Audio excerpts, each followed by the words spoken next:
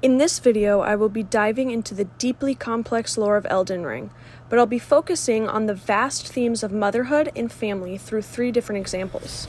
Later in the video, I will also be briefly comparing this theme to a very similar and seemingly more upfront theme in Bloodborne. Additionally, all of my sources will be provided in the video description and at the end of the video. I hope you enjoy my thoughts and research on this topic.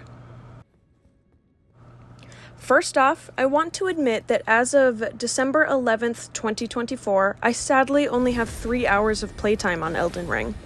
However, I have a deep love for the game and I highly enjoy watching others play and talk about it. And I have done extensive research on the themes of motherhood and family in the game so that I can make this video. Also, this is your warning for spoilers for the game and for the DLC as well. The video game Elden Ring, created by From Software and Bandai Namco, has many themes in its complex lore and storyline. But the most predominant theme shown throughout the game is the experience of motherhood and family. After playing some of the game, watching others play, doing extensive research and talking to fans, it became increasingly obvious to me how this unique interpretation of motherhood dominated the world of Elden Ring. Some may argue that death is the main theme, and I agree with that to some extent. However, I believe that motherhood and family is portrayed much more and is more impactful to the actual story than death itself. As you explore the lands between, you meet many characters, many of which strive for motherhood or crave families. You see this in the base game as well as in the DLC Shadow of the Erdtree. One example is a small character, Count Ymir, who talks of becoming the true and only mother. Another and more noticeable example has to be Miquella. Cursed with eternal youth, he obsesses over and strives for rebirth, to become his own mother. No matter our efforts, if the roots are rotten, then we have little recourse. Ever young Miquella saw things for what they were. He knew that his bloodline was tainted, his roots mirrored in madness, a tragedy if there ever was one, that he would feel compelled to renounce everything when the blame lay squarely with the mother. That's a quote from Count Ymir. Even with all this talk of becoming a mother, Elden Ring also shows us how it is misunderstood and what being a mother truly means. We also see the contrast in family and motherhood throughout the story, and especially through Marika and Rennala. So, what does it mean to be a mother? How does Elden Ring perceive it? And where do we see the theme of motherhood and family in this exquisite video game? Well, let's talk about it. To start this off, let's look at Marika and Rennala. Marika has a very complicated family, so we're going to go over her family line first. Marika and Godfrey had 3 children, Mohg, Morgott, and Godwyn. And then Marika and Radagon had 2 to 3 children, Miquella and Melania. It is strongly suggested that Melina is also one of their children, though. Marika is also confirmed to have another child, Mesmer, although it is unconfirmed who the father is. That leaves Marika with 6 to 7 kids and 2 lovers. Now, Radagon, he has 3 kids with Rennala, Rykard, Radon, and Ranni. That leaves Radagon with 5 to 6 kids, and Rennala only has 3. When we look at Marika, we realize that if she had not become a mother, and a poor one at that, the Elden Ring story would cease to exist. Although there is much to learn about the broad history of the lands between, it is clear that the demigods who rule over it have been granted unfathomable power by their parental figures, but at the cost of numerous strained relationships. I would say that the only kind thing Marika has really ever done for her children as a mother was grant them that unfathomable power.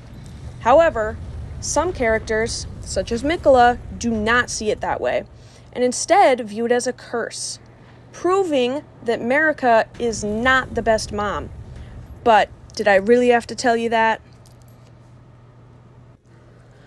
Furthermore, Marika completely abandoned her Omen-born sons, Mohg and Morgott, to appease the public and be a better queen.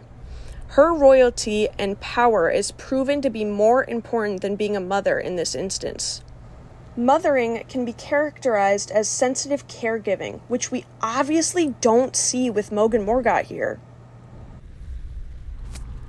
Additionally, Psychology Today states that children who are well mothered develop a secure attachment and are better able to handle stress throughout life. This helps explain the mannerisms of the demigods and why they are who they are. They were not well mothered, making it harder to go about life and their goals.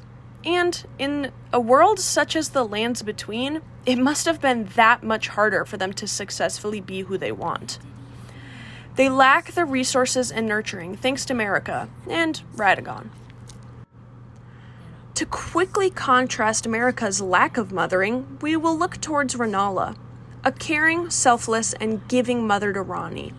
Rennala and Ranni's relationship is so strong that Ranni goes as far as to protect her mother from heartbreak. That is significantly more effort than any of Marika's children would do for her. Next, we'll take a look at Miquella. Now, this is my interpretation of his actions that I have gathered from gameplay clips, script readings, and numerous articles. Not all of you will agree with me on this, and that's okay. Cursed with eternal childhood, he first attempts to grow his body in a papery egg. His half-brother, Mohg, steals the egg and proudly displays it on an oversized pelvic bone. This quote resembles motherhood in a more literal sense, since the pelvic bone represents or looks like a uterus. Furthermore, in another attempt at rebirth, Miquella sheds his flesh and memorializes pieces of flesh, eyes, and his heart. This, also in a more literal sense, can represent how some mothers even preserve their placentas after birth. Additionally, Miquella desires ascension and to spread love. But does he even know what love means? Does he know what love is? After all, he was hardly shown it by his mother. Psychology Today says, if a mother or caregiver lacked support in childhood and in motherhood, she is less likely to convey these supportive types of attention and feeling. Instead, she is more likely to communicate impatience, dismissal, and detachment. She has fewer nurturing skills because of her own lack of experience. That quote helps prove that Miquella simply doesn't have what it takes to achieve his goal. He misunderstands the fundamental guidelines of motherhood because of his own broken, dysfunctional family. While he may show signs of sacrifice, which is a key part of being a mother, it's purely out of selfish desire to achieve his goal, so he cannot understand what it truly means to be a mother or even to have a family. Pressure may arise from the good mother ideology, a set of social beliefs outlining the expectations for mothers and how they should parent and raise their children should they wish to be perceived as a good mother, which includes devoting their entire physical and mental self to their children at the expense of everything else, also known as intensive mothering ideology, and being not only the perfect mother, but also exceptional in any career pursuits. Being a mom and raising a family is not easy. You will fail at some point in time, and you can't do everything right. However, it is clear that Marika does not subscribe to being a good mother at all. It seems that she only had kids as a power move, and when they did not benefit her, she threw them out, like Mohg and Morgott. A mother will adapt to physical changes, experience psychological changes, change their social perception from being a person to a mother, and develop a relationship with their child, including adjusting their priorities and redefining relationships. We do not perceive these changes in Marika or Miquella during his rebirth quest, which begs the question, can they even be considered mothers? Just because you had or have a kid does not mean you are a mom. Simple biological reproduction of a child is not what makes you a mother. It's the raising and caring of that child that defines you as a mother. This lack of mothering from Marika and others is what inspired the demigods to create their specific goals and attempt to achieve them. Had Marika been a loving, caring, and selfless mother, Elden Ring would not be the story and the game that it is today. As for Bloodborne, Game Rant says that, regardless of the state of Bloodborne's world, both humans and great ones yearn to leave offspring, with some being successful at a cost. Tragically, those who manage to do so meet gruesome ends more than not. And Yharnam was forced into becoming a surrogate mother by Bloodborne's monstrous deities. Despite the horrific circumstances of her pregnancy, the queen seems to have a bond with her eldritch offspring, Mergo. This is further impounded in her boss fight as one of her attacks involves Mergo's cry, stunning the player temporarily. Hers is a very complicated form of motherhood. From the specific example of Yharnam, we can see that Bloodborne takes an almost entirely opposite stance on motherhood than Elden Ring. Yharnam was forced to be a mother in a terrible way, yet she still protects and cares for Mergo. In contrast, the mothers in Elden Ring were not forced to reproduce. They chose to, and for Marika, she still doesn't protect or care for her children.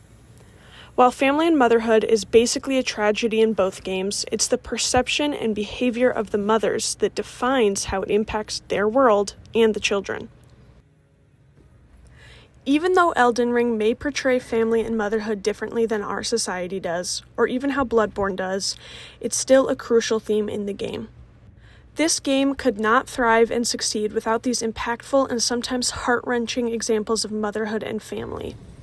The beloved or even hated characters of the game all struggle with something, and for a lot of them, it's their own family, or their own interpretations and thoughts surrounding what it truly means to be a mother.